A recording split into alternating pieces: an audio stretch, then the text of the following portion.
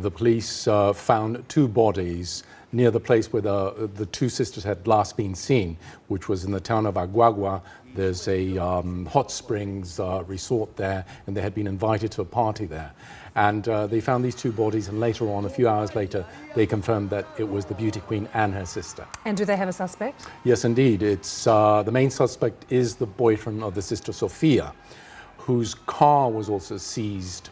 That car was destined to have the bed of it was a truck, a pickup truck, and they were going to sand it and repaint it. So there was speculation that they were trying to get rid of forensic evidence. And they also seized some guns. Honduras, of course, is a very violent country, many murders there every single year, but nonetheless, this must be causing a huge amount of shock in the country. Yes, indeed. Honduras has been designated as the capital, the murder capital of the world, as it were.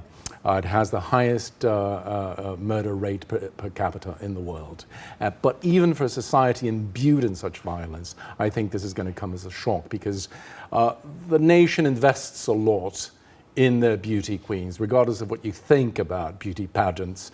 There's a sense of national pride if the beauty queen does well in pageants. And particularly poignant too, because the nation knows the mother of these two women who came out and said that she was desperate for their return and asked for them to be returned safely to her. Yes, indeed. In an interview a few days ago, she was the one actually who pointed the police toward the prime suspect. She said that they had to interview him and investigate him because they had gone with him to the party, and he should have delivered them safely home. And here she is, Maria Jose Alvarado, obviously famous in the country for being crowned Miss Honduras, due to travel to London next week. But what else do we know about her? Because it's not just beauty anymore, is it?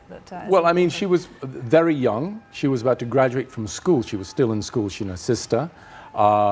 They were from a lower middle class background, very, very simple people. The newspapers had even gone into her bedroom, and she had already packed her bags to come to London.